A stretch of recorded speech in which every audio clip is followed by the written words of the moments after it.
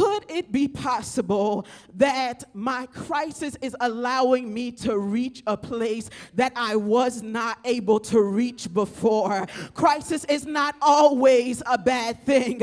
It may not feel good. It may not taste good. I might wake up crying in the morning, but I declare to you tonight that your crisis is a ladder. When you find yourselves in a crisis, that you would pray and fast in your time of crisis, that there would be a celebration. Men ought to always pray. So in order for us to become, we're going to have to do. It's not that we don't know how to pray and fast. It's just that we're not doing it. So if I can beg the women of God in this house, because what happened as a result of Esther's prayer and fasting, a whole nation was saved. Can I tell you, woman of God, that a whole nation can be saved by your prayer and your fasting? The whole youth generation, the whole AIDS ward in the hospital can be healed. Cancer could be dried up if you do. Have you ever been stuck? You know you can't afford to go backwards, but you are unsure as how to move forward, and you feel like God just has you on pause and you're at a standstill. And it is in that moment that you really want to pull a page out of David's book and encourage yourself, but it's hard when you're stuck in the pit and in the prison like Joseph, and when everything that you worked so hard for is seemingly lost overnight like Job. So instead you begin to mimic Moses and begin to wander aimlessly for the next 40 days, 40 weeks, or 40 months, or some of you 40 years, trying to figure out where is my promised land.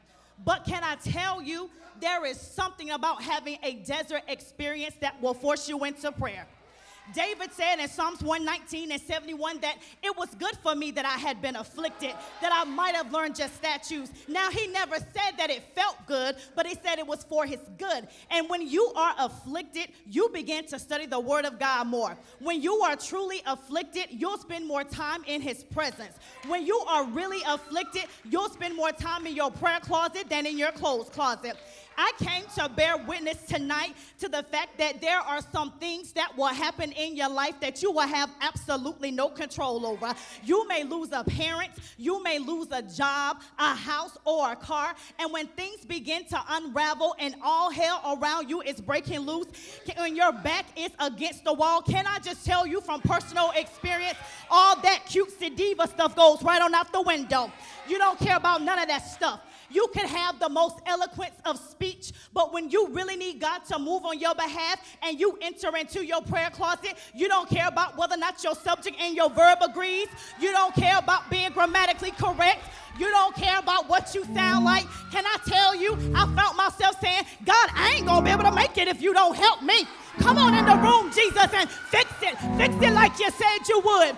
You would have thought I ain't have no kind of education, that I ain't never sat in nobody's class, but I didn't care because I wasn't trying to be cute. I wasn't trying to be proper or dignified. I just needed God to show up in my situation. And when you need God to show up in your situation, can I tell you, nothing else matters. You don't care about your hair. You don't care about your nails. It don't matter what kind of shoes you got on, whether they're Sam Edelman's or BCBG, whether you got them from Guess or Payless. When you need a word from God, you'll kick off your shoes and you'll get on your knees.